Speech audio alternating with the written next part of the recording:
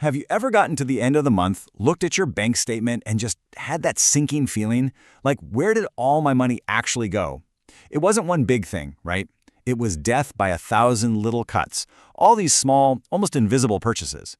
Well, today, we're going to pull back the curtain on the hidden forces and, frankly, the sophisticated systems that are designed to architect your spending habits day in and day out. And it all starts with a feeling that is probably way too familiar for a lot of us. Just take a look at this quote from a Reddit user who realized they'd spent over 7,500 rupees on biryani in a single month. It's this raw, honest confession of losing control. You know, that feeling of being stuck in a loop of impulse and then regret. And it's that exact feeling that we are going to unpack today.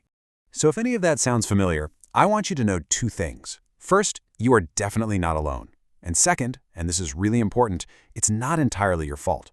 Now, personal responsibility, that's part of the picture for sure, but it is absolutely crucial to understand that there are powerful external systems at play, and they are meticulously designed to encourage this exact behavior. I mean, just to get a sense of the scale of what we're dealing with, get a load of this number. In the last financial year alone, India saw over 22,000 crore retail digital payment transactions. This isn't just a small trend, you guys. This is a massive, society-level shift in how we fundamentally interact with money. Every single one of those taps is a little data point in a much, much bigger system. And if you dig into that massive number, one system is just overwhelmingly dominant. UPI accounts for a staggering 81% of all those transactions. Think about that. This seamless, one-tap payment method has gone from a convenience to an almost instinctive reflex for millions of us, and it's completely changed our relationship with the act of spending. So, how did we get here? How did spending become so frictionless? Well, that brings us to the absolute core of our explainer today, the impulse trap. We are about to unmask the invisible psychological architecture that makes spending digital money feel so different, so much easier than parting with cold hard cash. And there's actually a name for this whole phenomenon. Researchers call it Spendception. It's exactly what it sounds like, a mix of spend and perception. And it perfectly captures that feeling, right? That reduced mental barrier, that almost non-existent resistance we feel when we tap to pay instead of physically counting out notes and coins. And this all comes down to a really key psychological idea called the pain of paying. Think about it. When you use cash, the whole thing is tangible. You physically hand over the notes. You watch your wallet get lighter.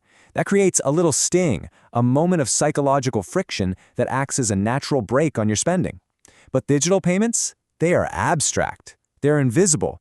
They brilliantly bypass this pain, making the whole transaction feel, well, almost weightless.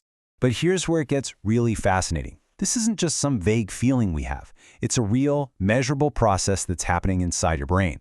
You can almost think of it like a neurological heist, where your brain's natural alarm system against overspending is quietly being disabled. So, thanks to fMRI studies, we can actually see this happen in real time. When you think about spending cash, a part of your brain called the insula lights up like a Christmas tree. This is the same region that processes emotional pain and anticipates loss. It's basically your brain's internal alarm system screaming, "Hey, are you sure about this? You're about to lose something valuable." And this right here is part one of the heist. The moment you switch to a digital payment method like UPI, the activity in your insula drops dramatically. That alarm bell is effectively silenced. The whole transaction is decoupled from the feeling of loss, making it feel less real, less immediate.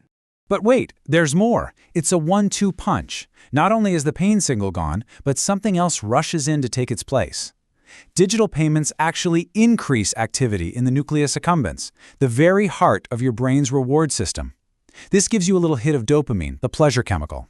So the pain of loss isn't just removed, it's replaced by the pleasure of getting something. It's an incredibly powerful combination.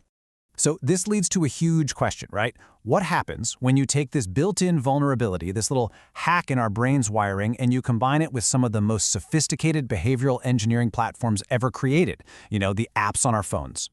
Well, that leads us directly to what you could call the architecture of addiction.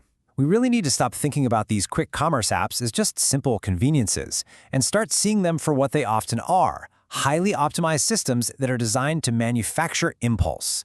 Their entire business model is often built on driving these high-frequency, small-ticket purchases, turning convenience into a non-stop habit. And they do this using what are known as dark patterns. They hit you with fake scarcity. Hurry, only 2 left. They pressure you with countdown timers. This offer expires in 9 minutes. They gamify your spending with cashback alerts that make buying something feel like you've won a prize. And they use powerful AI to nudge you with the perfect product right when you're at your weakest. Each one is a little trap designed to short-circuit your rational brain. And look, the research on this is crystal clear. This cycle of speed creating a habit and that habit creating an expectation for more speed, it forms this powerful feedback loop. It's literally recalibrating our patience. As the source material points out, it is a pattern that is remarkably similar to the mechanisms of behavioral addiction. So the end result of this entire system, everything from the muted pain signal in your brain to that ticking countdown timer on your screen, is a fundamental change in how we behave as consumers. We move away from planned, rational, needs-based shopping to a world dominated by dopamine-driven, want-based impulse buys. Okay, so that's the bad news. But here's the really good news. You are not powerless in this. It is absolutely possible to reclaim your financial mind. This next part is all about simple, actionable hacks you can use to fight back and restore your own cognitive sovereignty in an economy that is basically designed for impulse. The key to this whole thing is to reintroduce what's called intentional friction. So number 1, disable one-tap and biometric payments. Go back to typing in your PIN. That tiny pause gives your rational brain a split second to catch up. Number 2, make the invisible visible again. Get a physical notebook and actually write down what you spend. It reestablishes that tangible link to your money. And 3, prune your subscriptions. Go through all your auto-pay mandates and be ruthless about what you actually need. And here is a super simple path to get you started. Today, right now, enable transaction alerts for every single rupee you spend. Within 1 week, sit down and set a clear, realistic monthly budget. And within a month, look back at your spending history and ask yourself honestly, what are my triggers? Is it when I'm bored? Is it late at night? Just identifying the pattern is half the battle won. Look, at the end of the day, this is not about becoming a total minimalist or never buying anything fun ever again. The goal is much simpler, but also much more powerful. It's to make sure that when you spend your money, it is a conscious, deliberate choice that you and only you are in control of. So, I'll leave you with a final question to think about.